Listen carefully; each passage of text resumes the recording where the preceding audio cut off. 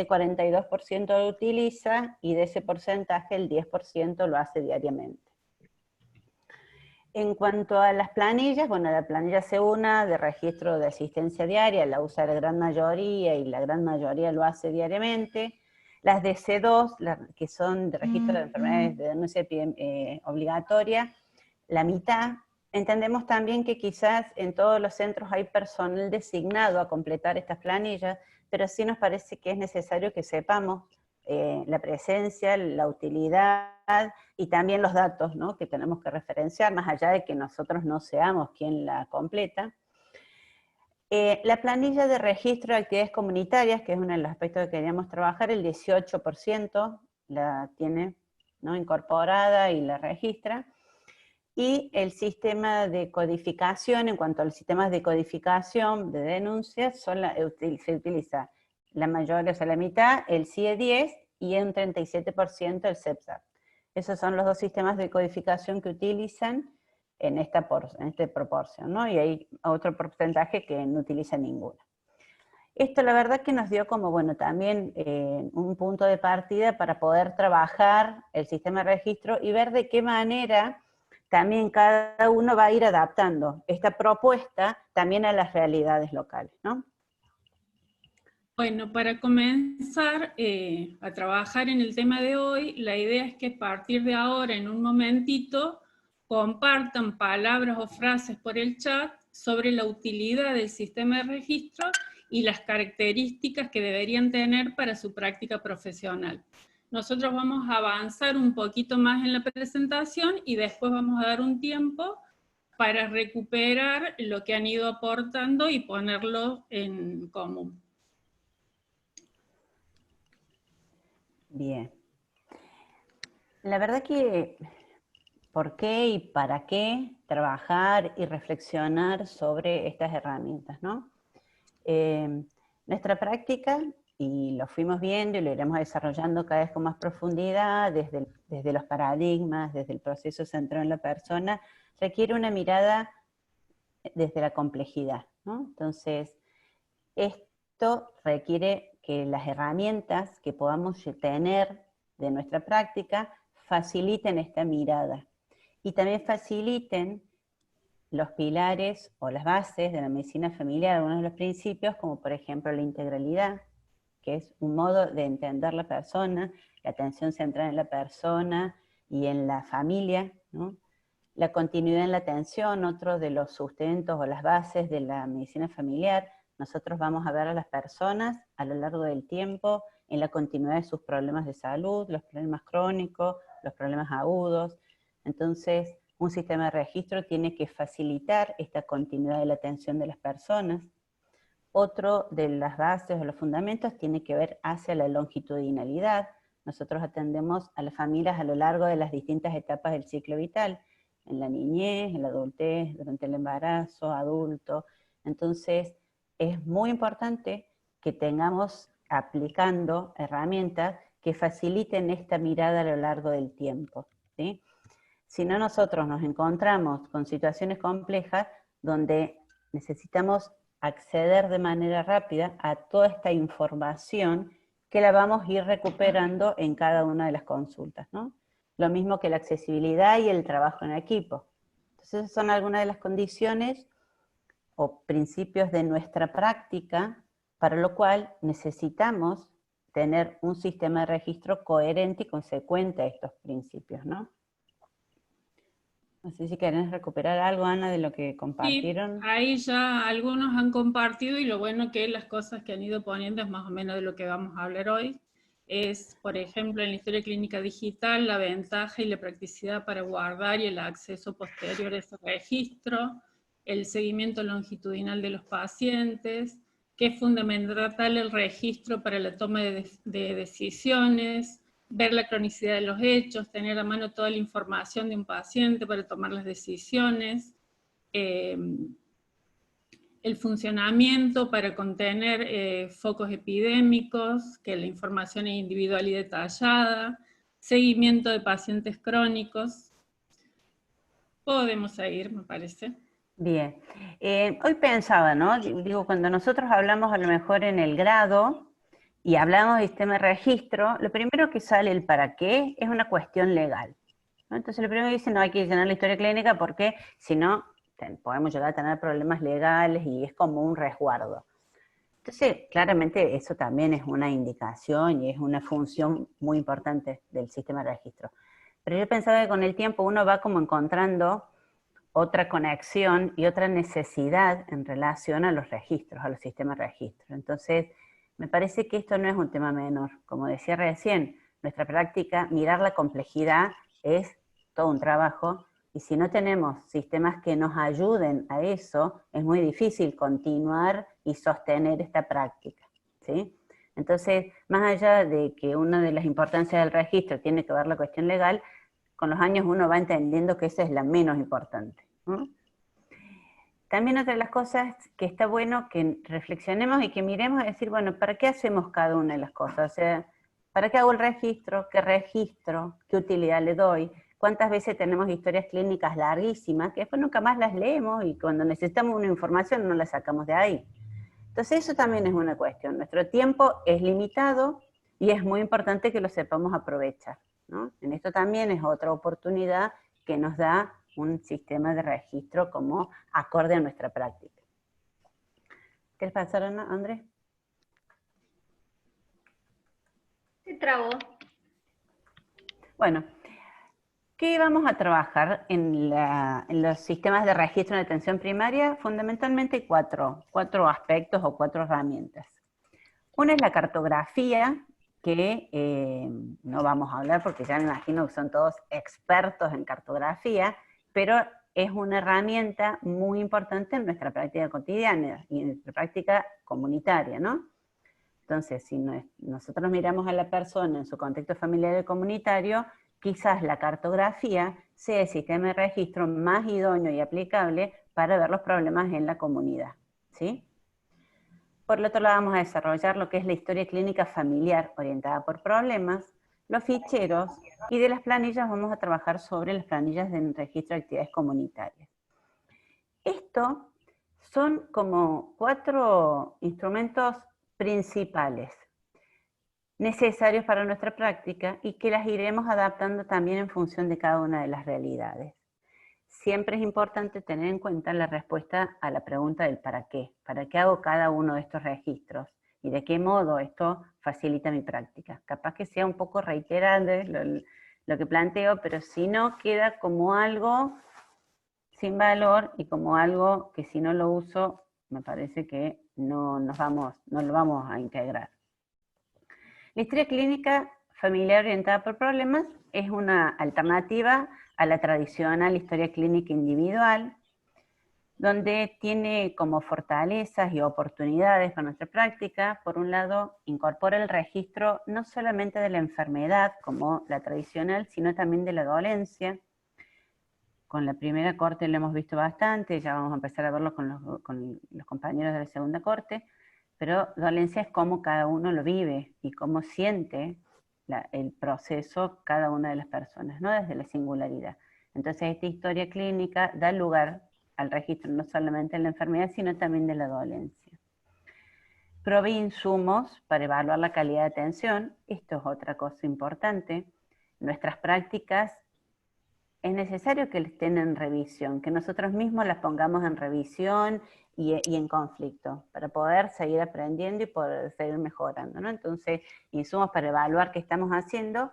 Podríamos decir que la otra historia clínica también puede acceder a esa información, pero la organización de la historia clínica familiar orientada por problemas permite que ese acceso a la información sea más rápido y ordenada.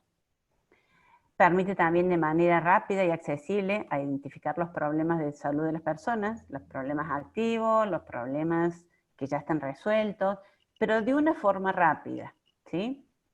Nosotros, hay personas que en la continuidad de la atención a lo mejor las venimos acompañando hace 10 años y no vamos a ir a leer la historia de los 10 años. Entonces necesitamos algún instrumento que nos permita como poder encontrarnos rápidamente con todos sus problemas.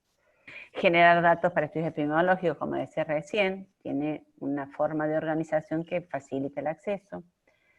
Facilita el seguimiento de las familias por todo el equipo de salud, esto también es importante, la historia clínica es de todo el equipo, entonces cualquier de los integrantes puede tomar la información para poder dar respuesta a los problemas. También permite el registro de procesos protectores y de deteriorantes, entre otros de las cuestiones, ¿no? Entonces estos son algunos de los aspectos que superan, digamos, a la historia clínica tradicional y por lo cual lo estamos planteando como una propuesta de implementación. ¿Cómo vamos a hablar de historia clínica familiar orientada por problemas? Habíamos dicho, de acuerdo a lo que ustedes comentaron, que solamente el 15% la tiene. O sea, esto es la propuesta, después en cada uno, a partir de las posibilidades, vamos a ir viendo qué vuelta le damos y qué de esto tomamos para aplicarlo, ¿no es cierto? La historia clínica orientada por problemas, ¿qué significa? Que en una misma carpeta voy a tener la información de todos los integrantes de la familia. Cada integrante va a tener un espacio separado, o sea, no significa que cada paciente, o sea, cada persona que venga de la familia, yo voy a seguir escribiendo abajo, ¿sí? Porque en realidad necesitamos tener ordenada la información. Entonces, la historia clínica familiar es una sola carpeta, donde están las historias de cada una de las personas por separado, ¿sí? Si necesitan que pare o que explique algo, por ahí nosotros estamos como más familiarizados porque es la que usamos, pero entiendo que los compañeros que están trabajando con historias individuales pueden ser como más difíciles de entender. La historia clínica lo primero que tiene, como toda historia clínica, es la información sociodemográfica, que en general son los datos más duros, dirección, teléfono, documento, fecha de nacimiento, de la familia, ¿sí? Y después, en el paso seguido, lo primero que aparece es una hoja destinada al familigrama. Después Andrea iba a explicar un poco más. Pero también es importante, si bien ustedes, muchos, utilizan el genograma o el familigrama, es importante que esté en un lugar donde lo podamos ver todos y de manera rápida.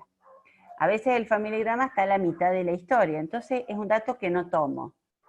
Y entonces es un recurso que no lo estoy aprovechando, porque me tomé el tiempo de hacer el familigrama y es una información muy valiosa para empezar a atender a la persona y acompañar, y ese dato no lo tengo a mano, no lo veo, no lo uso. Toda información que no la use, y no me sirve. ¿Estamos? Entonces, en la segunda hoja va a estar destinada al genograma y el listado de problemas familiares, que esto es una herramienta, la verdad que importantísima, que después, bueno, y Andrea va a detallar. Y después está la historia de cada una de las personas integrantes de la familia, y cada una de esas historias va a estar precedida por una hoja que es el listado de problema individual, ¿sí? Eso es básicamente cómo estaría conformada una historia clínica familiar orientada por problemas. Si alguien quiere comentar, levanta la mano. ¿Sí? Por ahora en el chat no aparecen dudas. Bien. Acá aparece una. Dice, ¿este tipo de historia clínica es posible digitalizarla por los centros que contamos con historia clínica digital? Bueno, no. Ay, en realidad ahí es una limitación, porque en realidad, o sea, sí se podría, pero tendría que ser un programa diferente. O sea, habría que ver cuál es y cuál es el programa que utilizan, pero en realidad esto es un programa diferente, que es una historia clínica diferente. Entonces, en las personas que tienen informatizada, hay que darle una vuelta, que no la tengo clara cuál es, ¿no? Nosotros con uno de los compañeros estuvimos viendo, pero sí es importante en principio que nosotros podamos identificar que algunos de estos aspectos son muy necesarios para nuestra práctica. Voy a hacer hincapié en esto hasta cansarlo. Esto no es porque sea de... es porque esto nos permite la atención desde la complejidad. Nosotros sabemos que en la consulta tenemos un tiempo limitado, ¿sí? Y si hago un familigrama que me lleva media hora y después no lo vuelvo a ver, y después vuelvo a ver a la persona y ni me acuerdo de su contexto familiar, ¿para qué lo hago? ¿Sí? Si anoto un montón de cosas y después no me las acuerdo, ¿para qué lo hago? Entonces, en el caso de una historia informatizada, hay que ver qué vuelta le damos. Eso va a ser todo un trabajo creativo de cada uno de ustedes. Otra particularidad que tiene la historia clínica familiar orientada por problemas es el modo de evolucionar. En general, en la facultad aprendemos a evolucionar como tradicional, síntoma por síntoma, así como por... Yo la verdad que ya ni me acuerdo mucho, porque tanto que crece, pero de una forma como por sistema. Eso hay un montón de información que no es válida y que no la usamos, entonces se plantea un modo de evolucionar diferente. Con las siglas del SOAP, SOAP o SOEP, algunos conocen. No sé, el 15% creo de los compañeros están evolucionando, lo conocen, aunque no lo usan diariamente. La primera parte sería la S, que habla de lo subjetivo. ¿Qué sería lo subjetivo? Y bueno, ¿por qué viene la persona? Podríamos decir que sería el motivo de consulta, los problemas que relata al principio, lo podemos escribir con las palabras de la persona, con las palabras nuestras, pero por sobre todo da lugar a la dolencia. Entonces, cuando yo pongo la S, tengo que acordarme de dolencia. La dolencia tiene que ver con el modo de que cada uno vive el problema. Creencias, expectativas, impacto. Pero esto tiene que ver con la subjetividad de cada uno. La enfermedad es la misma en todos lados, pero a esa enfermedad cada uno de nosotros lo vive distinto. Eso es la dolencia. A veces la dolencia sale al final de la consulta, no importa, pero este tipo de evolución le da una prioridad. Entonces en la S, en lo subjetivo, cada vez que pongo la S, me tengo que acordar de la dolencia. Porque la verdad que en tanta cosa, hasta que uno no lo incorpora como hábito, se pierde. Pero entonces la S es el motivo concepto, es lo primero que escribo. Y me resuena la dolencia. Y voy a tratar de encontrarla. Después lo O tiene que ver con el objetivo. Y de ahí tiene más que ver ya con el relato de la semiografía de los síntomas, los signos. Empiezo como a describir lo que le sucede, la semiografía tradicional. Pero acá es importante que solamente vamos a poner los datos positivos, ¿sí? Y los negativos solamente si son relevantes para este síntoma. Entonces, de pronto, si viene por dolor de cabeza, capaz que no pregunten, murmullo vesicular, ¿sí? Solamente van a estar los datos vinculados a la semiografía. ¿Y qué más? Y bueno, podemos empezar a identificar los procesos protectores y deteriorantes, estilos de vida, modos de vida, las condiciones. Cómo voy entendiendo ese síntoma ya un poco más desde la complejidad. Voy a poner también los resultados del examen físico, que de la misma manera solo vamos a poner los positivos y los negativos relevantes en función del signo o síntoma que presenten, y resultados de estudios complementarios. Esta sería como la O, sería como la parte como un poco más larga donde voy a poner más información. ¿Estamos? ¿Alguna duda, algo que vayan? Por ahí había quedado un poco de duda con el tema de familigrama, si había que hacer uno por cada componente de la familia, pero ya lo resolvimos acá por el chat. Bien. Es uno al principio y después evoluciona cada persona. Exacto, porque en realidad esto también tiene que ver con el uso racional del tiempo, ¿no? O sea, si yo tengo toda una familia y la tengo por historias clínicas individuales, voy a tener que hacer a cada uno de los integrantes un familigrama. Ahora, si yo los tengo todos juntos en la familia, voy a hacer una sola vez el familigrama. Y lo voy a tomar esa información para cada uno de los integrantes. Entonces, esta es la ventaja de la historia clínica familiar versus la individual. En la individual voy a tener que hacer a cada uno de los integrantes, porque no me voy a acordar. Si está el familigrama escrito en la historia de la madre y viene la hija, no me voy a acordar probablemente. ¿Sí? Acá una pregunta que hacen Marisa, ¿qué pasa en una historia clínica familiar donde los padres están separados? Entonces, ¿quién quedaría? Y él pregunta si queda a cargo. En esa historia clínica familiar, el que queda es el que está a cargo de los menores. Puedes seguir teniéndola y en el familigrama aclarar, ¿no? O sea, digo, uno puede seguir teniendo dentro de la historia clínica los integrantes y en el familigrama aclarar que están separados. O podré con el padre o la madre abrir otra historia familiar. Después con las familias ensambladas o binucleares se empieza como a abrir las posibilidades. pero en realidad no cambia mucho, porque lo importante es que en los dos casos vamos a tener que tener en la primera hoja el familigrama. ¿Me explico? Eso es una cuestión como más administrativa. ¿Podrán dejarlo juntos o no? Tendrá que ver cómo se organiza el registro en ese centro de salud. Pero lo importante es que la ventaja de que todos los integrantes estén en la misma historia es significativa. ¿Sí? No sé si aclaré la duda, alguna otra. Bueno, entonces habíamos dicho que el modo de evolucionar por SWOT, por un lado teníamos lo subjetivo, que le damos lugar a la dolencia, por un lado teníamos lo objetivo, donde empezamos a recuperar toda la información de los motivos de consulta y empezamos a investigar otra cosa, ¿no? Los procesos protectores, deteriorantes, sus estilos de vida, cosas que nos permitan tener más información de la persona en dónde transcurren esos síntomas. Después seguimos con la A, que es la definición o la valoración de los problemas. ¿Y por qué acá hablamos de problemas y no diagnóstico? Porque podremos decir, bueno, llegó el momento de hacer el diagnóstico. ¿Qué les parece? ¿Por qué hablamos de problemas y no decimos, bueno, los diagnósticos?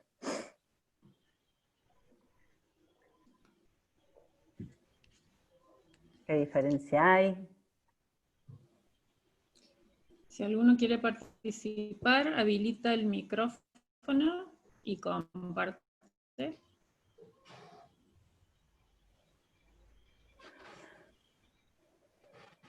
En realidad... Lo veo como... ¿Sí?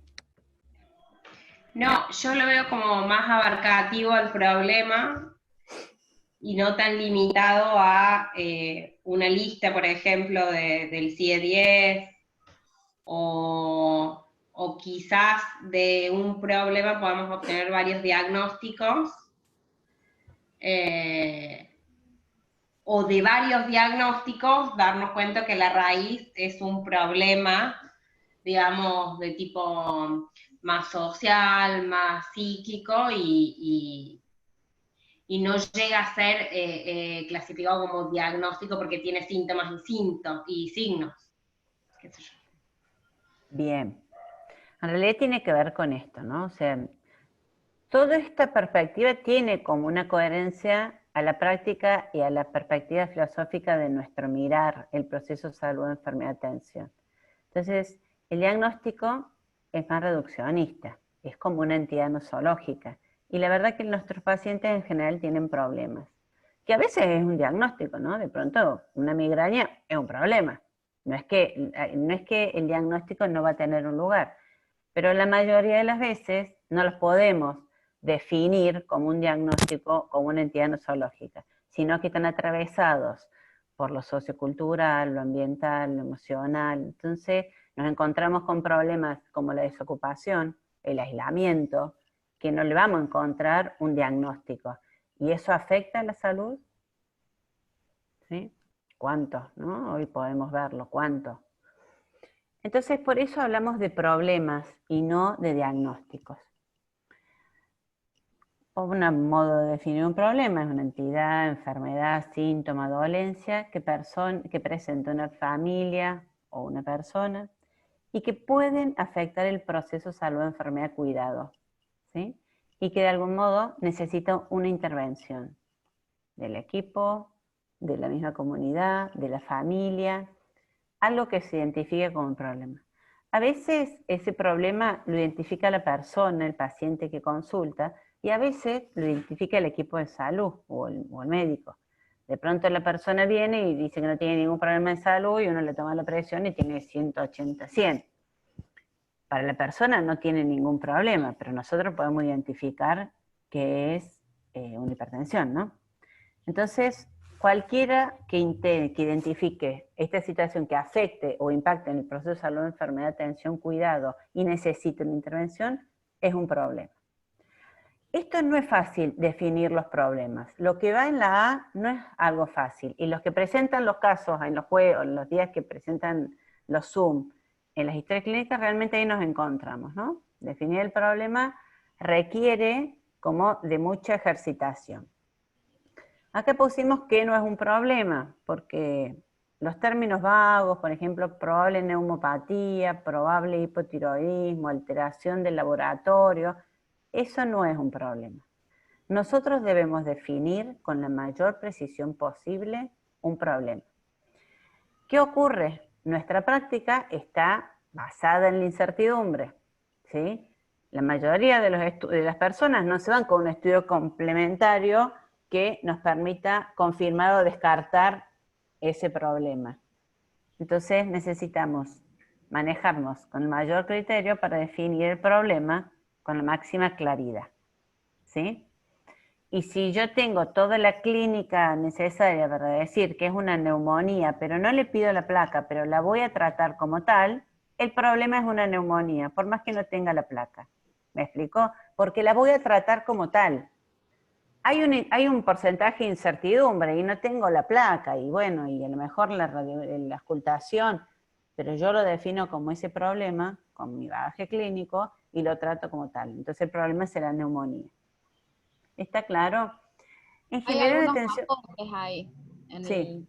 Hay algunos aportes. Agustín dice, la persona puede no considerar su problema un diagnóstico o enfermedad. Carola dice, tiene que ver con una mirada más integral, con su subjetividad, con su contexto, no solo lo biomédico. Gaby, porque además del diagnóstico se tiene que tener en cuenta la dolencia del paciente, que era lo que hablaba Marisa. Marcelo dice, porque en medicina familiar trabajamos con salud integral, y no solo de individuos, sino de familia como comunidad. Alguien con un código ahí con muchas letras y números que no puso el nombre, dice, diagnóstico se basa más en el modelo biológico médico, el problema abarca todo, influye a la persona. Exactamente. ¿Sí? Entonces yo, por ejemplo, pienso, la persona viene por un dolor de cabeza y en su dolencia es la preocupación de tener un tumor. ¿Sí? Esa dolencia, el miedo a tener o la preocupación de tener un tumor, ¿es un problema? ¿Sí? ¿Y qué hacemos con eso? ¿Ese es un problema que requiere algún tipo de intervención nuestra?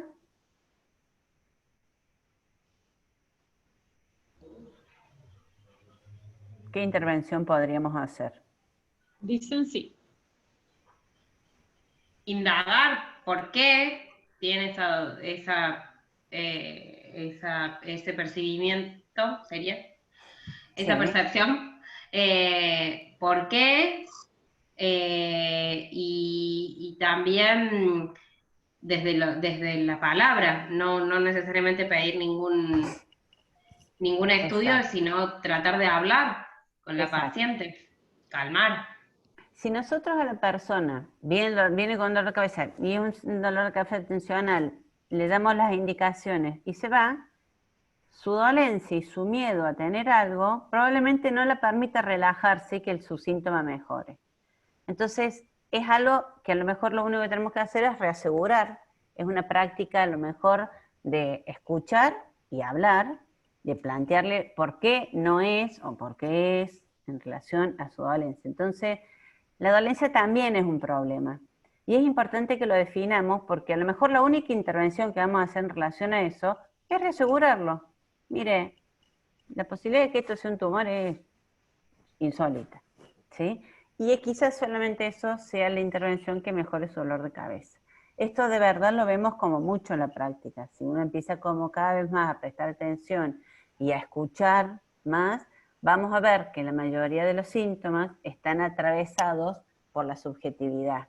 Y si nosotros no lo aseguramos desde ahí, los síntomas muchas veces persisten. Esos son justamente los aportes, Marisa, que hay, la mayoría está poniendo eso, que lo importante es explorar la dolencia, relacionarlos con miedos anteriores, darle tranquilidad y acompañar y calmar la angustia. Pero la mayoría puso eso, ¿no? Investigar la dolencia, ver eso. Perfecto. Entonces, este sistema, este modo de evolucionar por SOAC, ustedes todos plantearon lo importante de la dolencia. Cuando uno lo empieza a tener en cuenta en la práctica, se da cuenta que es fundamental, porque todos los dolores, todas las migrañas del libro son lo mismo, pero cada uno vive el tener un dolor de cabeza de una forma muy diferente. Entonces, cuando uno ya lo tiene incorporado, es muy importante que el sistema de registros me dé lugar a eso. Entonces, cada vez que escriben la S, no se pueden olvidar de la dolencia, porque para eso está la S, ¿sí? Más allá de que también es el motivo de consulta. Entonces, de alguna forma también es un recordatorio. Cuando yo pongo la A, es bueno decir, bueno, ahora con todo esto, ¿qué defino? Y yo a lo mejor le pregunté y vi una separación y a lo mejor hay problemas laborales, económicos, y en la definición del problema pongo gastroenteritis nada más, y no, ¿sí? Si yo identifiqué con el familigrama o que hay una cuestión de violencia o de desocupación o de condiciones de lesionamiento, y eso son problemas, ¿sí? Entonces en la A no puedo poner solamente gastroenteritis. Nosotros en un primer nivel de tensión, en general debemos tener 2 o 3 problemas por consulta. Y a lo mejor la paciente viene nada más por lo de la cabeza. ¿Estamos? ¿Está claro un poco esto, la definición del problema que sería el tercer componente de evolución por SOAP? Bueno, y vamos al último punto, que son los planes. En este momento, uno tiene como que, después de haber definido todos los problemas, ¿sí? Que mientras más problemas identifiquemos, mejor, porque más vemos, no es porque mejor porque tenga más problemas la persona, sino que en general podemos ampliar la mirada, vamos a plantear cuáles son los planes, ¿no? Que sería la P, que son plan o curso de acción. Y acá nosotros identificamos algunas cuestiones. Por un lado, el plan diagnóstico, ¿qué estudios completos? Esto, en realidad, este tipo de evolución por SOAP también ayuda a organizar nuestro razonamiento en la consulta, ¿no? Entonces, de pronto, a veces no pensamos en los diagnósticos diferenciales, o no pensamos en las cosas. Esto es un modo también como de recordatorio que ayuda a una mirada más amplia. Entonces, en el plan diagnóstico voy a justificar o voy a poner qué estudios complementarios voy a solicitar en función de que la problemática requiera diagnósticos diferenciales, ¿no? Entonces, de pronto, pedir una radiografía, el laboratorio. ¿Sí? Una persona con astenia, bueno, diagnósticos diferenciales, podrá pedir una TSH y una hemoglobina, quizás, pensando en esos diagnósticos diferenciales. ¿Cuál es el plan terapéutico? ¿Cuál es el tratamiento que voy a dar? Todo en relación a lo terapéutico, si le voy a indicar un tratamiento farmacológico, cambios de estilo de vida, alimentación, actividades recreativas, lo que yo vaya a realizar como terapéutico en función del problema por lo cual viene. Otro de los puntos de los planes son el plan de promoción y prevención, que es un poco trabajar sobre los procesos protectores, ¿no? Entonces, más allá de que la persona venga con dolor de cabeza o con otro síntoma, si de pronto a lo mejor nosotros identificamos al mirar un poco más, o que tiene algunos hábitos en su vida, algunos estilos de vida, o a lo mejor no duerme bien, o alguna cuestión de su red social, algo que nosotros identifiquemos, es importante que lo tomemos y promocionemos los estilos de vida, ¿no? Desde la salud, desde el bienestar, desde el cuidado. ¿Sí? Y el último, que es muy importante, es el plan de seguimiento. En general acá nosotros vamos a poner las cosas que nos quedan pendientes, ¿sí? Las cosas que nos quedan pendientes. Entonces, hoy vi, la atendí y en realidad eran muchos los problemas y acordamos con el paciente que si fuma vamos a trabajar la consejería antitabáquica la próxima. Pero lo más probable es que la próxima me olvide, porque además la próxima a lo mejor viene por otra cosa y me voy a olvidar. Entonces en el plan de seguimiento voy a poner lo que me queda pendiente. Muchas veces nos pasa que al final de la consulta uno se queda con algo como que no le cierra. Voy a decir, acá hay algo, ¿no será que habrá una situación de violencia? Si no lo anoto, pendiente investigar violencia, probablemente que en la próxima consulta me olvide de eso. Porque esa intuición, eso que salió a lo largo de la consulta, después capaz que no la pueda recuperar. Entonces, en el plan de seguimiento son todas las cosas que me quedan pendientes para trabajar en la próxima. ¿Estamos? Todo esto lo que ayuda es a recuperar y a recordar la cantidad de información que en general nosotros tomamos y necesitamos para ponernos en el lugar del otro, ¿no? para poder entender lo que le pasa al otro. Entonces es muy importante que esa información después nosotros la podamos recuperar y que solamente podemos escribir la información que realmente sea necesaria para lograr esta atención integrada, centrada en la familia, desde el proceso centrado en la persona. ¿Sí? Bueno, ahí aporta Horacio, seguimos hablando de los problemas, es que si son muchos los problemas que surgen en una consulta, algunos dejarlos para trabajar más adelante y bueno, a ver dónde lo poníamos. Justamente hablamos de pendientes. Entonces, y las sí, solicitudes de interconsultas y esas cosas, ¿dónde vamos? En seguimiento sí. serio. En seguimiento, o a lo mejor diagnóstico diferencial, podemos hacer ahí, en vez de un estudio, es una interconsulta, ¿sí? Lo podemos poner en cualquiera de los dos lados. En realidad, esto no es una cuestión esquemática dura, sino que siempre tiene que ayudarnos. O sea, si esto me dificulta, no sirve. ¿Estamos? Si yo tengo una cartografía divina, llena de colorcitos y de información, en un cajón, no me sirve. Entonces, esto lo que tiene que ser es útil. Si hay una característica que tienen que tener los sistemas de registro, es utilidad. Si no, no sirve. ¿Sí? Y si yo solamente pienso que la historia clínica me va a ayudar en el remoto caso que pueda tener un juicio de mala praxis, y es como que me estoy quedando bastante corto. ¿Sí? Entonces, eso puede ir en los dos lugares. Claramente nos pasa esto. Nosotros en las consultas, si encontramos 3 o 4 problemas, no puedo abarcar todo. Porque eso también es otra cuestión. ¿Sí? Entonces, bueno, acordamos qué hacemos hoy. Bueno, mire, entonces en vez de venir de acá cuando tengo otros síntomas, vendré de acá 15 días, lo anoto, consulta en 15 días para trabajar algún otro problema que haya surgido y que requiere atención. ¿Estamos? Bueno. Bueno. Por lo pronto, ¿alguna duda en relación al SOAP en el chat? Por acá no, solamente las que comentamos. Perdón, Bien. esto, la evolución por SOAP, lo puede hacer cualquiera. La gente que tiene la historia clínica informatizada, sí lo puede registrar, ¿sí? A lo mejor no va a tener el listado de problemas que va a hablar Andrea, o la hoja del familigrama, que habrá que ver cómo lo podemos resolver, pero la evolución por SOAP, esto lo podemos hacer en cualquiera de los sistemas de registro, ¿no? Bien. Perdón, Andrea, tenía una duda. Sí.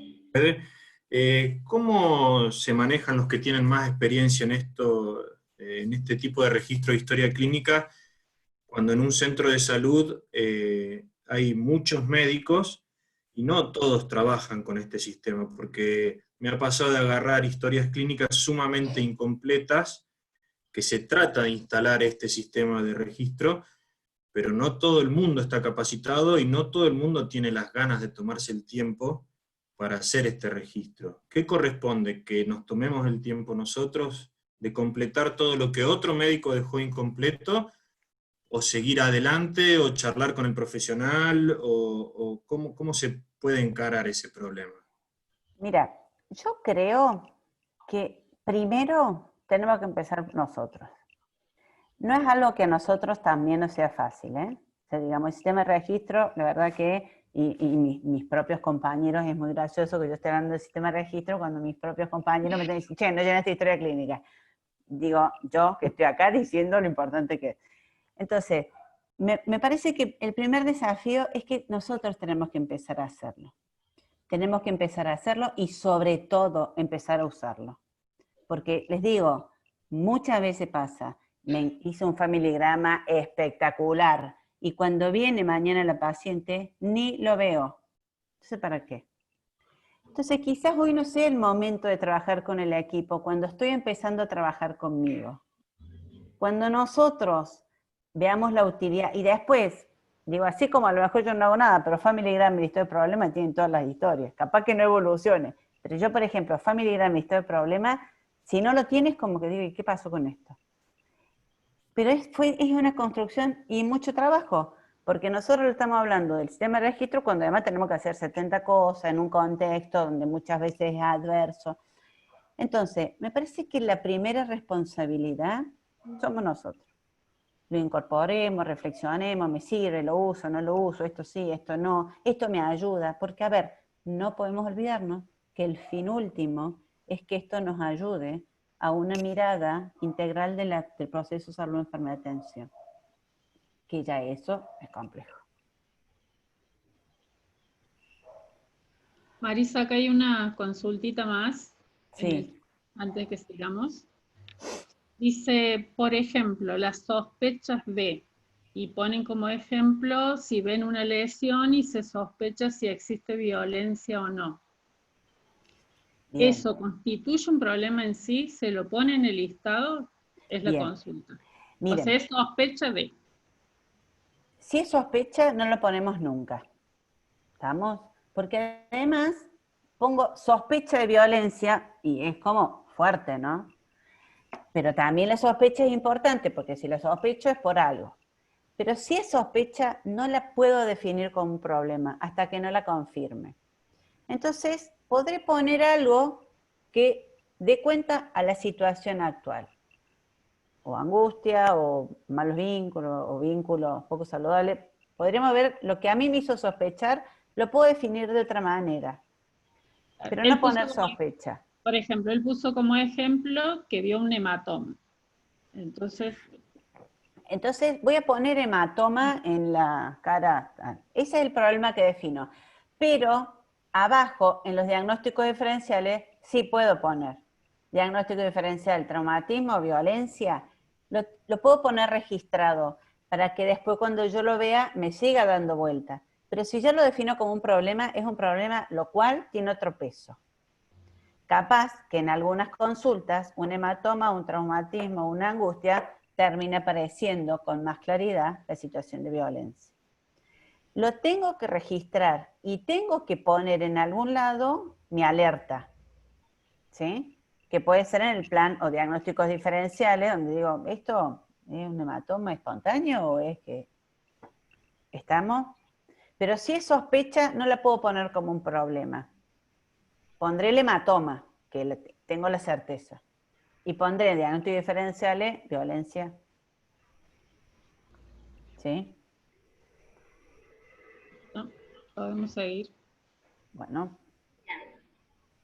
Bueno, Marisa explicó muy claramente el sistema de evolución, la evolución por SOAP, que es un componente de la historia clínica familiar orientada a problemas.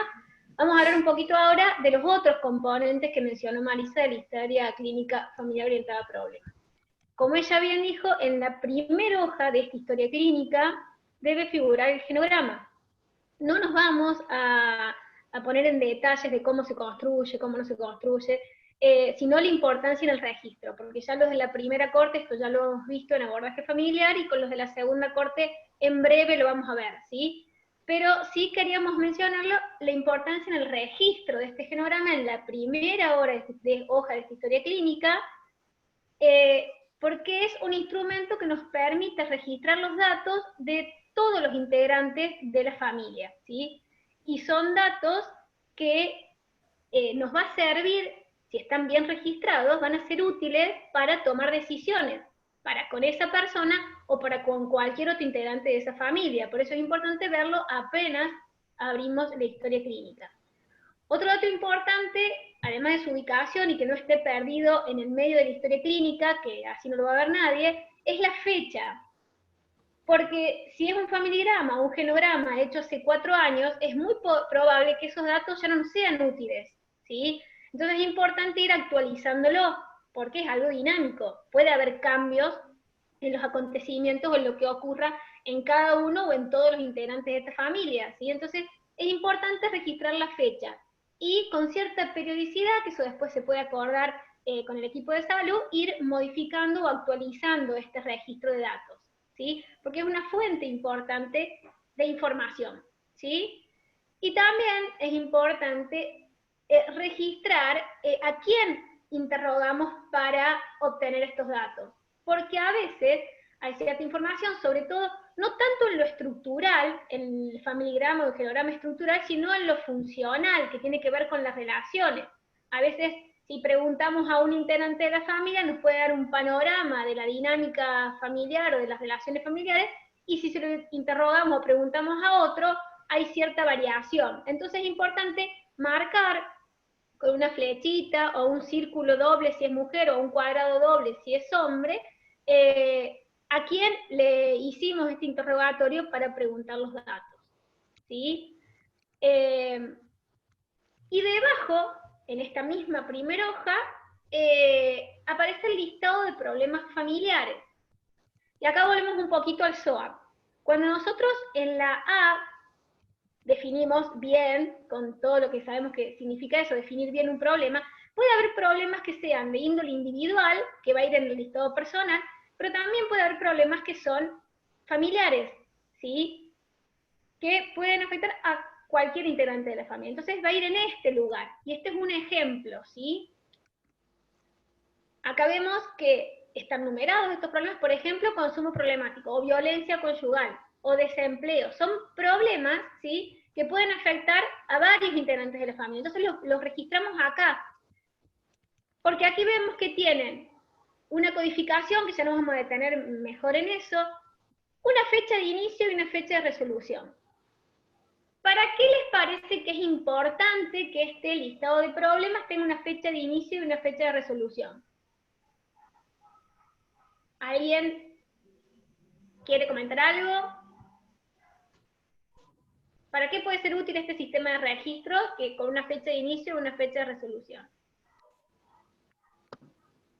Yo, para no perder el tiempo valioso de la consulta en resolver algo que ya en teoría tuvo una solución óptima para el paciente.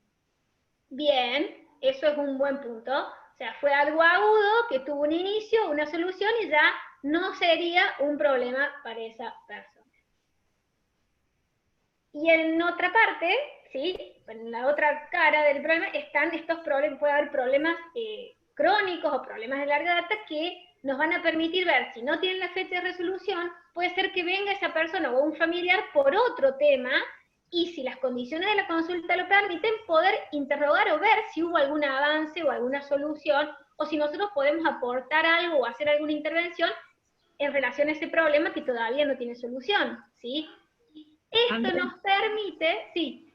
Acá te hicieron algunos aportes después de lo que vos preguntaste y han puesto para seguimiento y valoración del tratamiento, para poder comparar el estado de salud de la enfermedad, para saber si resolvió el problema o si eventualmente aparece, si es periódico, para seguimiento, para saber si necesita otro tratamiento, para saber si hay que intervenir, para ver la connotación del problema, si es recurrente, si hay resolución, para ver los recursos familiares. Perfecto. Para André. todo eso sirve, ¿sí? Es un listado muy práctico, muy accesible, porque no tenemos que acceder a todo ese historial que a veces es hasta ilegible, porque empezamos a abrir las historias clínicas y no entendemos nada de lo que escribieron nuestros compañeros. Entonces, esto nos permite de manera rápida hacer una visión de cuáles son los problemas que están activos y cuáles son los problemas que ya se han resuelto. Y en relación a eso, André. poder tomar decisiones. Sí. André, Sí, André, buenas tardes. Sí, en Hola. realidad creo que también el hecho de no tener una fecha de resolución, o sea, sigue influyendo negativamente, por así decirlo, como un acontecimiento vital estresante, o sea, sigue repercutiendo y directa o indirectamente sobre la salud del paciente que estamos entrevistando, y a su vez hacia todos los integrantes de la misma familia, digamos. Bien, exactamente. O sea, puede o no influir, entonces nosotros deberíamos preguntar, o sea, en el momento que nos encontremos con la consulta, preguntar si realmente sigue generando algún conflicto o algún problema en algún integrante de la familia.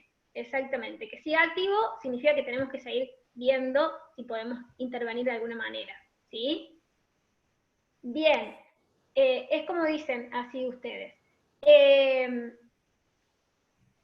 Como tenemos listado ¿sí? Perdón, yo quería preguntar, con respecto a la resolución del problema, ¿no? Si estamos hablando de un problema familiar, puede ser que para algunos integrantes de la familia lo hayan resuelto de alguna manera y para otro no. ¿Cómo hacemos en ese caso, digamos? Porque en realidad uno se basaría a lo mejor, ¿cómo hacemos para ver la resolución de todo el grupo familiar frente a un problema?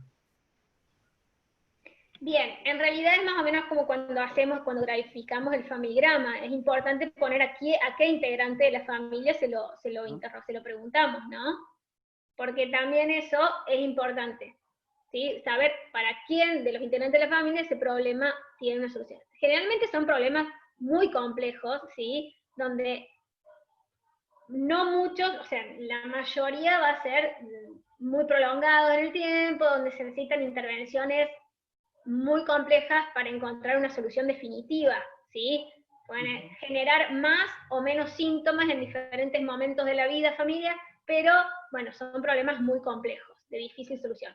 No así como algunos problemas del listado individual que tienen más que ver con lo biomédico, ¿sí? Pero sí sería importante registrar a quién le interrogamos y que dice que sí, que tiene resolución.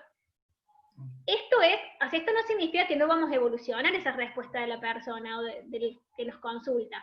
Esto es un resumen de lo que después vamos a anotar, de lo que hemos anotado en la evolución, para que sea una forma de acceder rápidamente a los datos. ¿Sí? ¿Se entiende? Toda aclaración después se va a poder hacer en la evolución. Siempre tiene que haber una coherencia entre la evolución del SOAP y los listados de problemas. ¿Sí? Bueno, y como está el listado de problemas familiar, está el listado de problemas individual, eso también lo tienen en el material que le subimos al aula virtual. Es importante también la ubicación de este listado, que sea la primera hoja antes de la evolución de cada persona. Por ejemplo, este familiar, un listado de problemas, y antes de evolucionar a Carlitos, que viene un control de niño sano, antes de esa evolución tiene que tener el listado de problemas individual de Carlitos. ¿Sí? ¿Estamos? Para organizar un poco la distribución de los integrantes de la familia. ¿Sí? Y acá lo mismo, tenemos la numeración del listado de problemas, que pueden ser, que sean agudos o crónicos, ¿sí? También un código, que es muy importante para después el análisis de esos datos, la fecha de inicio y la fecha de resolución, y el tratamiento. Acá tenemos una columna donde podemos poner tratamiento, ¿sí?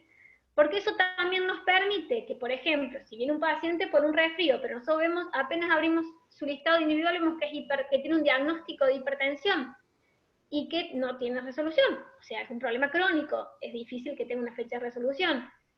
Y que está en tratamiento con hidroclorotiazida 12,5 y enalapril 20. Bueno, nosotros podemos aprovechar esta consulta que vino por un resfrío y ver si está teniendo buena adherencia al tratamiento, si ha tenido alguna complicación en este último tiempo, si ha tenido alguna crisis hipertensiva o no, ¿sí? O sea, tomarnos un tiempito para ver que esos problemas que aún no tienen resolución o que son crónicos, cómo van siguiendo. Esto nos permite, como decía Marisa al principio, cuando hablábamos de los principios y fundamentos de nuestra especialidad, mantener una continuidad en la atención de los problemas, y nos facilita, ¿sí?, sostener en nuestras prácticas, como especialistas en medicina general y de familia, nuestros principios o fundamentos. En este caso, la continuidad en la atención de los problemas.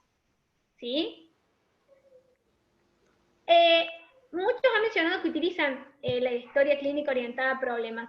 ¿Les es simple utilizar esta lista de problemas? ¿La utilizan? ¿Se olvidan de completarlos? ¿Cómo es en lo cotidiano para ustedes, en sus prácticas, el uso del listado de problemas? ¿No lo usan? André, mira, acá hay una preguntita. Dice, si el problema es agudo, pero el paciente no vuelve post-tratamiento, ¿no pongo fecha de resolución? A ver, esa persona, o ese usuario, cuando vuelva a la consulta y nosotros vamos a ver, fue una gastroenteritis aguda, pero no tenemos fecha de resolución, ¿no? Pero, bueno, o sea, ese episodio que usted vino y me vio por la gastroenteritis, ¿cuánto tiempo le duró? Bueno, y ahí vamos a indagar y vamos a poner una fecha de resolución, porque es poco probable, salvo ya no sea una gastroenteritis aguda, y si sigue con la diarrea, va a ser una diarrea crónica, y ahí cambia el problema, y anotamos otro problema, diarrea crónica, fecha de inicio, y veremos cuándo ponemos fecha de resolución. O sea, lo agudo, si no vuelve a un control posterior, lo podemos retomar en la próxima consulta, para ver cuándo se solucionó, ¿sí? Gabriela Caminos, ¿querías hacer algún aporte? Parece que levantó la mano, ¿puede ser? No la encuentro acá. Bueno, mientras, si alguien quiere comentar algo, también algo importante en la lista de problemas y esta fecha de inicio de resolución es que si nosotros, por ejemplo, consulta una persona y vemos que en su lista de problema el 15 de enero tuvo consulta por dispepsia y el 19 solución de esa dispepsia. El 25 de enero consultó por cefalea y el 29 de enero solución de esa cefalea. A la semana consulta nuevamente por dispepsia y a los 5 días solución, y a la otra semana consulta por lumbalgia. Bueno, vemos que es una persona que consulta muchas veces al centro de salud por problemas que a veces lo definimos nosotros como quejas inespecíficas, que me duele la cabeza, después me duele el estómago, después me duele la espalda, después me vuelve a doler la cabeza. Y por ahí esto, ¿no? Nos hace ver rápidamente, o sea, vemos el listado de problemas y vemos esto, ¿no? Esta repetición de quejas inespecíficas que se solucionan, pero vuelvo a otra. Pensar en que hay algo más atrás de todo, que puede haber algo más atrás de todo eso, un problema emocional, un problema familiar, algo que no está pudiendo decir o que deberíamos investigar de otra manera, ¿sí? Por ahí también es útil para eso, para ver los pacientes hiperconsultadores. Bueno, no sé si alguien comentó si les es útil, si no les es útil, si no seguimos. Acá preguntan si usando la historia clínica digital como que se complica.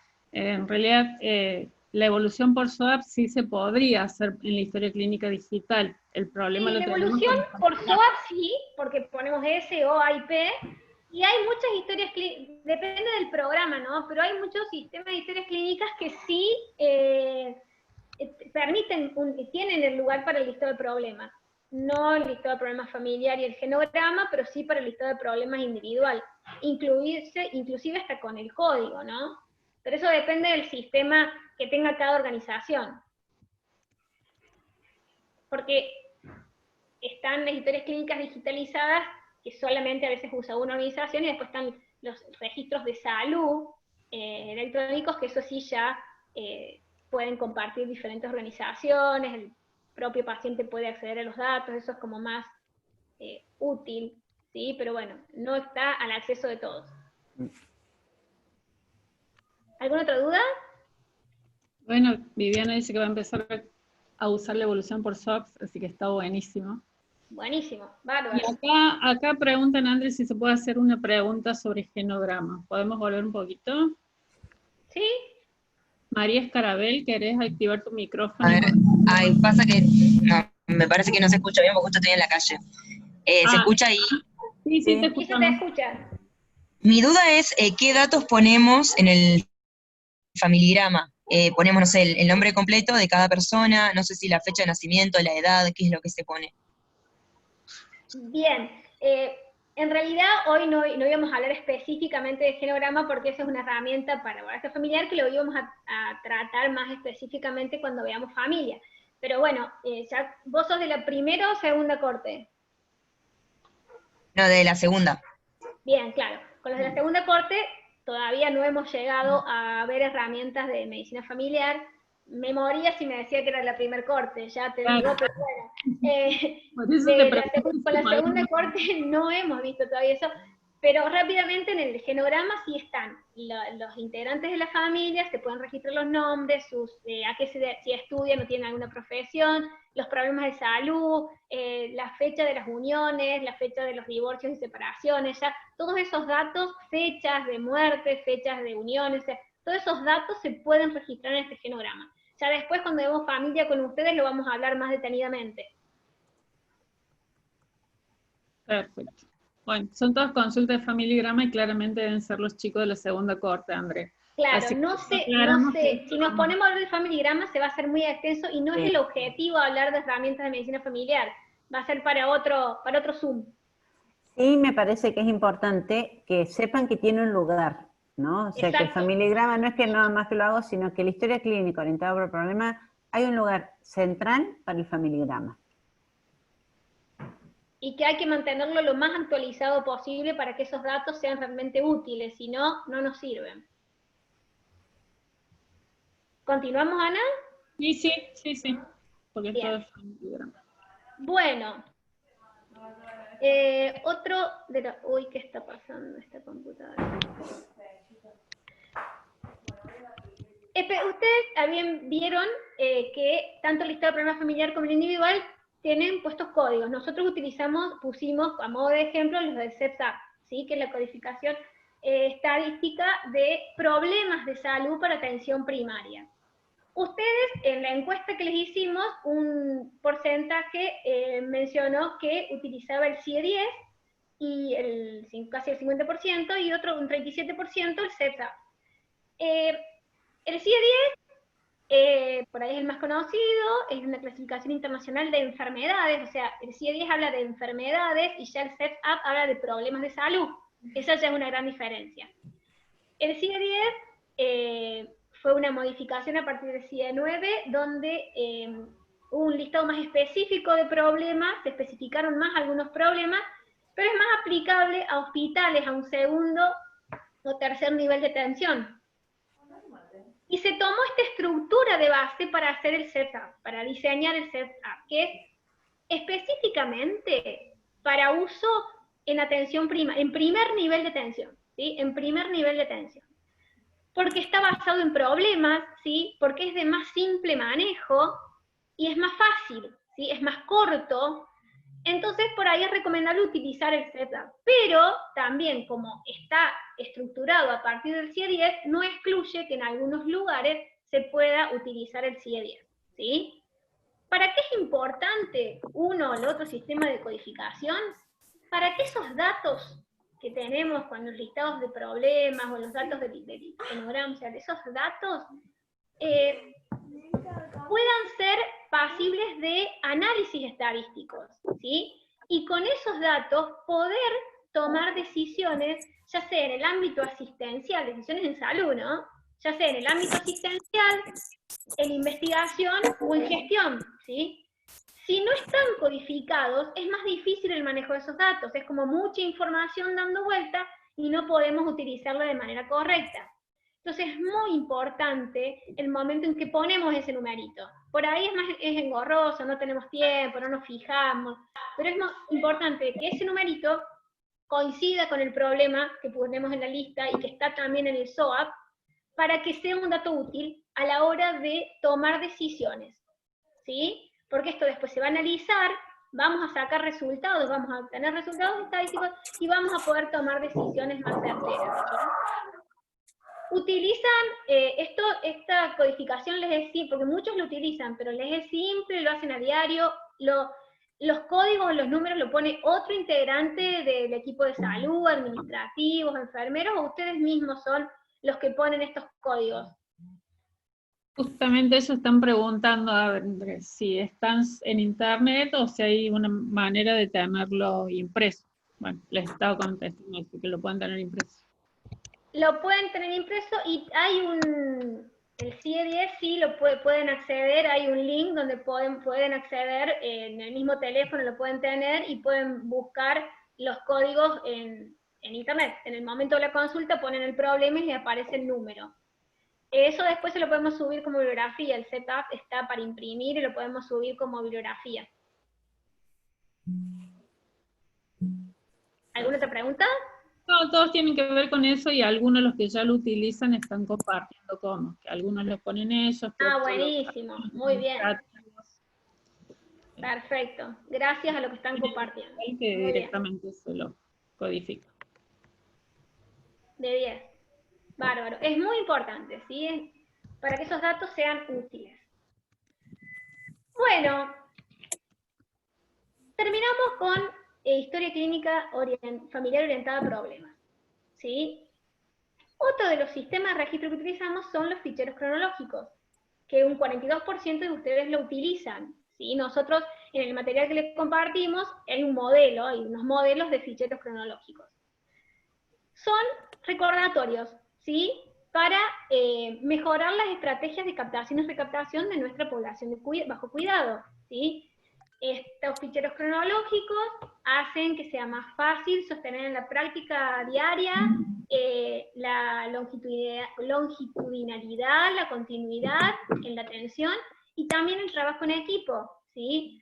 Porque nos permite un seguimiento no solamente nosotros como médicos, sino a ese fichero tienen acceso psicología, enfermería, trabajo social, todas las disciplinas, los mismos administrativos, ¿sí? Todos los miembros del equipo de salud pueden acceder a los datos de este fichero, ¿sí? Y este fichero, como algunos ya dijeron en el chat, algunos nombraban los ficheros y las funciones del fichero, facilitan el seguimiento de las personas, el cuidado de los controles de salud, o el seguimiento de personas que están incluidas a un programa, por ejemplo, control de embarazo, planificación familiar, control de niño sano, pacientes con diagnóstico de hipertensión o diagnóstico de diabetes, ¿sí? En una ficha se ponen todos los datos de la persona, los controles que se hacen en ese momento, ya vamos a mostrar un modelo, y la fecha del próximo control. Tenemos programa, planificación familiar. Todas las personas que tienen que venir a control, o a buscar anticoncepción, o para control de DIU, lo que sea, según el método anticonceptivo que hayan elegido, que tienen que venir en junio. Y nosotros decidimos como equipo cada 15 días hacer un control de esos ficheros, o todas las semanas, o al final del mes, y vemos que algunos de los usuarios o personas que consultan no han venido a hacer ese control, nos facilita el seguimiento, porque vamos a decir, bueno, a ver, hablemos con algún familiar o algún integrante de la comunidad que lo conozca, o ir nosotros o algún integrante del equipo de salud a su domicilio para ver qué pasó, porque esa persona no vino a realizar ese control. Facilita el seguimiento. Ese sería un modelo. Los que usan los ficheros, ¿realmente le encuentran esta utilidad? ¿Les sirve para la continuidad, la longitudinalidad de atención? ¿Les es útil este fichero cronológico? Si alguien quiere decir algo. Esto es un modelo, mientras van respondiendo, este es un modelo donde ponemos los datos personales, la fecha, las prácticas, ¿sí? Esto es a modo de ejemplo, por ejemplo, como es un fichero de salud integral de mujer, cuándo se hizo el Papa Nicolau, si utiliza alguna práctica anticonceptiva, si le corresponde según le da la mamografía, el peso, algunos controles de rastreo como colesterol, sangre oculta en materia fecal, datos sobre alimentación y actividad física, procesos protectores, inmunizaciones, si le corresponde por la edad o no, si participa de alguna actividad comunitaria, y esto que es muy importante, la fecha del próximo control. Porque ponemos la fecha ahí, y esta ficha va a ir al lugar del fichero donde esté, porque ponen próximo control en julio. Bueno, va a ir al fichero con todas las fichas de julio, que son las personas, usuarios que tienen que venir en el mes de julio, o que nosotros, el equipo de salud, consideramos que es importante que venga a control el mes de julio. ¿Sí? ¿Alguna duda? Acá las cosas que han compartido es que, por ejemplo, que el fichero les es útil, pero les lleva como más tiempo porque tienen que registrar tanto en la historia clínica como en el fichero. Y bueno, y algunos están comentando que no los conocen, que no los usan, o que se estaban usando y que se dejó de usar. Que entienden que se ha dejado de usar por el tiempo que lleva completarlo. Bueno, perdón, André. Sí. Acá hay una de las cuestiones que es importante revisar en cuanto a la utilidad de las herramientas y cómo usan. Por ejemplo, en el programa Remediar hay un modelo de fichero de problemas crónicos, que eso capaz que la mayoría lo tenga, que son las fichas de seguimiento que cumpliría la misma función del fichero. El fichero tiene que ver con una cuestión más cronológica, que lo tengo en un mes todo junto y ese mes evalúo el programa y me doy cuenta cuántos vinieron y cuántos no. Esto es un modo rápido de evaluar el programa. Pero si tiene tantos datos, si tengo que hacer doble registro, y termino no usándolo. Entonces es importante que le busquemos la vuelta. Si yo ese registro, todos esos datos, lo tengo en la ficha, ¿para qué lo voy a tener en la historia clínica? No dupliquemos datos. Entonces, la mayoría de las veces terminamos no usando los registros porque le damos tal complejidad que termina siendo impráctico. el fichero sirve para evaluar programas. Entonces, de pronto, en nuestra población, en nuestro espacio poblacional de cuidado, bueno, a ver, ¿cuántas personas con hipertensión, si vienen o no? Ustedes saben que ahí está la información al día, ¿sí?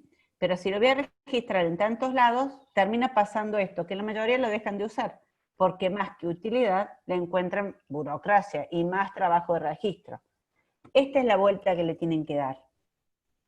Estas planillas de remediar dejaron de usarse, creo que casi no se usaron. Y vos las ves y decís, wow, está bárbaro, tenés toda la información. Pero es poco práctica. Entonces, si es poco práctica, no sirve. Exactamente, por ahí simplificarlos, ver de qué manera es más práctica para el equipo, y también por ahí organizarse con el equipo de salud, y no es necesario que todos los ficheros sean completados por el médico del equipo de salud. Por ahí en enfermería puede hacerse cargo del programa de planificación familiar, por ejemplo, y ser enfermería, la sección de enfermería la encargada de registrar si retiran, no retiran, si vino al control de vivo o no, si llevó preservativos o no, ¿sí? Por ahí, cuanto más esté organizado el equipo, más fácil va a ser utilizar estos sistemas de registro de manera adecuada, siempre y cuando estemos convencidos de que nos son útiles, ¿no? De que estos datos son útiles para mejor cuidado de nuestra población. Acá ustedes acuérdense que cada uno de los instrumentos va a tener un fin. Entonces, hay algunos, los problemas comunitarios no los vamos a registrar en la historia clínica, los registraremos o en las planillas de registro o en la cartografía, o sea, no vamos a duplicar. Entonces vamos a ver, cada uno de los instrumentos va a estar en relación a un aspecto. ¿Estamos? Entonces los ficheros son para el control de programas, para la valoración de los programas. Entonces, ustedes de manera rápida pueden saber cuánta gente, cuántas mujeres, por ejemplo, tienen el Papa Nicolau o van a buscar los anticonceptivos de manera rápida. Si no, ¿cómo obtienen el dato? Tienen que ir a la historia clínica una por una, sumamente engorroso. Ahora, si yo duplico el registro y hago una mini historia clínica en el fichero y es engorroso, no funciona. ¿Me explico? Entonces, la finalidad del fichero es valoración de los programas, de las personas que están incluidas en lo que, bueno, nosotros llamamos como programa, que es como está organizado el sistema. Acá lo que han compartido de los que usan fichero, que la mayoría han puesto que lo utilizan para control de niños sanos y para la entrega de leche, y algunos compartieron para los problemas crónicos como diabetes e hipertensión, que son los que están comprendidos en programas claramente. Perfecto. Bien, buenísimo. Es importante registrarlos y después hacer uso de esos datos, ¿sí? Bien. Bueno, ¿continuamos, Ana? Seguimos, sí. Como último, y no por eso menos importante, les presentamos acá las planillas para registro de actividades comunitarias, ¿sí?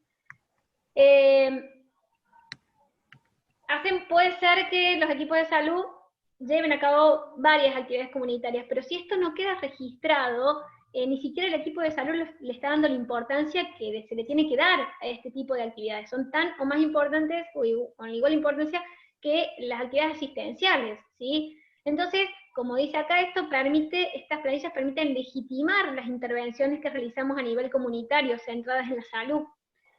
Y si registramos y tenemos los datos de estas actividades de promoción y prevención que hacemos a nivel comunitario, vamos a poder, en el momento que hagamos evaluación de estas actividades, vamos a poder evaluar si realmente están teniendo impacto nuestras intervenciones o no, ¿sí?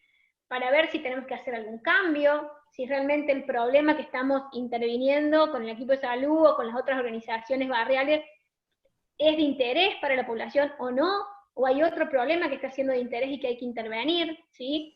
Si nosotros no tenemos estos datos registrados, no vamos a poder nunca hacer estas evaluaciones, ¿sí? Y no vamos a ver si están teniendo, como decía recién, impacto o no en la salud de la población. También, bueno, este es un modelo, también ustedes, un 18%, un menor porcentaje, pero hay un casi 20% de ustedes que refirieron que sí registran estas actividades comunitarias. No sé si tienen un modelo similar a este, si utilizan algún otro modelo, si lo hacen a diario, si lo usan muy esporádicamente. No sé si alguien quiere comentar o compartir su experiencia en cuanto al registro de las actividades comunitarias.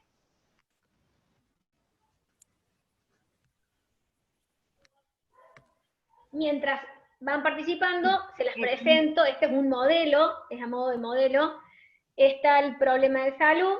Obviamente que los problemas de salud comunitarios, cuanto más participativo sea en diagnóstico, mejor, ¿sí?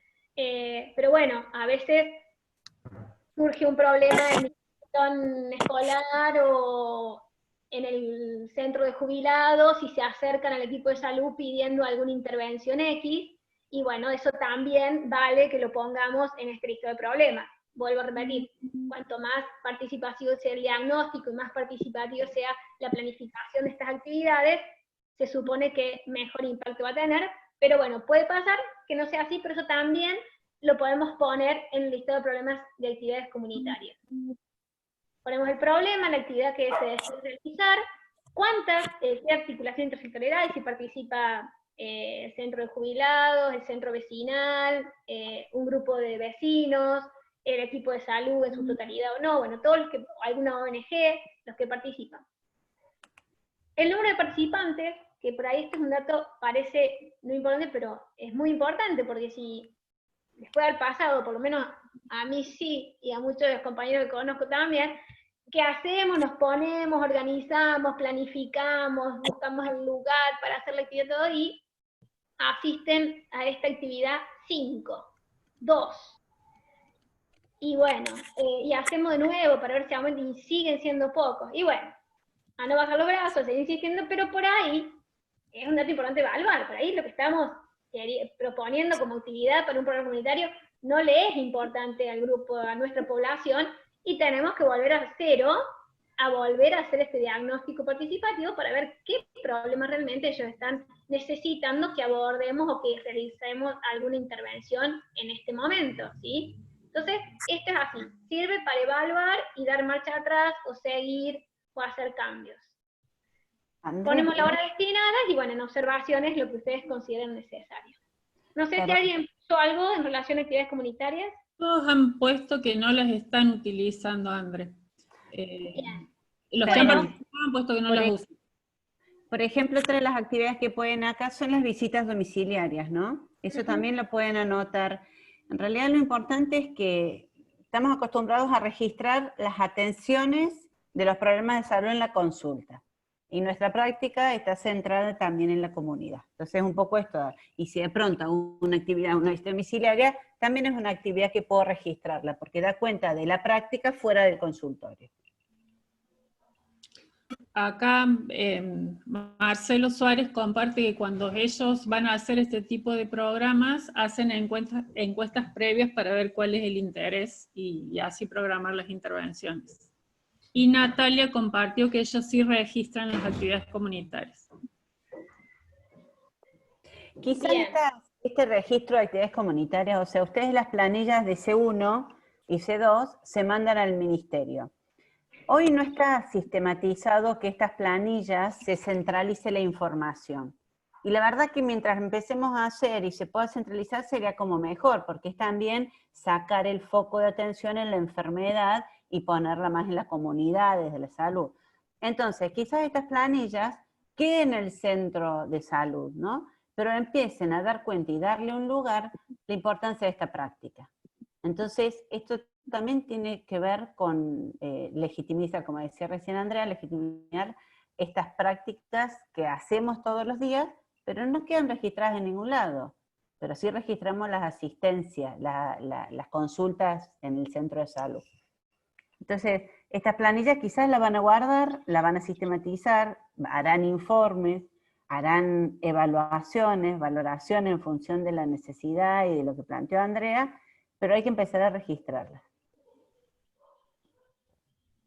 Bien. Bueno, queda para los que no lo usan esto a modo, todo el material que está en el arbitrario a modo de ejemplo, que lo pueden empezar a utilizar. Y bueno, si no hay dudas, le queríamos compartir una frase a modo de cierre que a las disertantes nos gustó, esa semilla que crees ínfima contiene un árbol que contiene un bosque. Muchas veces ese dato que no lo creemos importante y que lo dejamos perdido en una historia clínica muy voluminosa, por ahí contiene un bosque, ¿no? Y es muy importante. Así que bueno, por mi parte, muchas gracias. No sé si hay alguna duda, algo que quieran preguntar. Andrea, yo quisiera hacer una consulta.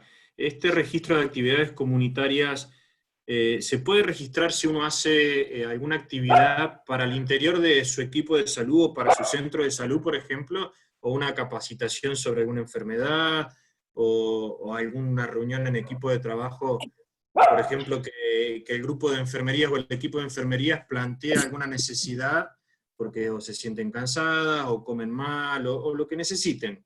¿Se puede registrar como una actividad hacia la comunidad Son o no? actividades de promoción y prevención de la salud para el equipo de salud que forma parte de esa población de cuidado, o sea, son parte de el equipo de salud es parte de eso por lo menos así lo interpretamos nosotros, ¿no? Somos parte de la población de cuidado, así que me parece que sí, que es totalmente válido registrarlo. No sé, Marisa, ¿qué opinás?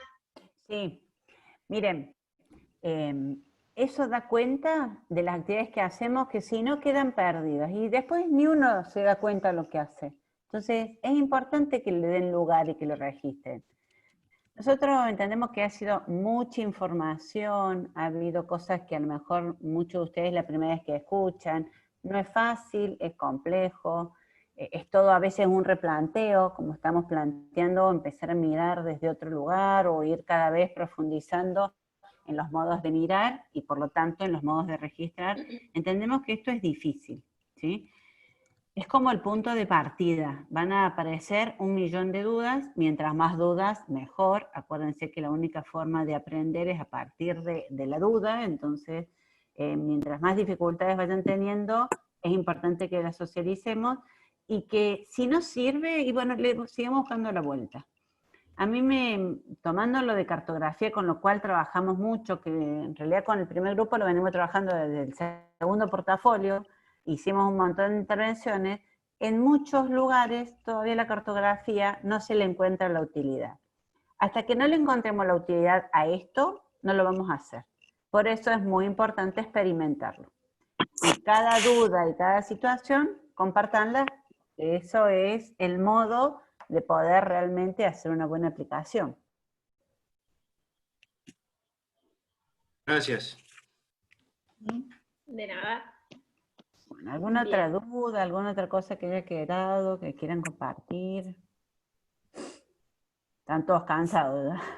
Acá en el chat todos están dando las gracias, les gustó la frase, fue muy útil la clase. Bueno, a nosotros nos queda como pendiente subirles en el aula los códigos, vamos a subir los dos, el CIE 10 y el CEP Apps, para que lo tengan disponible. Te lo vamos a subir, perfecto. Bueno. Bien. Bueno, muchas gracias por la atención, por la participación, la verdad que estuvo muy buena. Así que bueno, gracias. Muchas gracias. Nos vemos en la próxima. Cualquier duda que tengan, compártanla. Muchas gracias. Hasta luego. Gracias, Marisa. Gracias. Chao. Nos vemos. Gracias a ustedes. Chau, chau. Gracias por la clase. De nada. Gracias a Muchas ustedes. gracias. Descansen.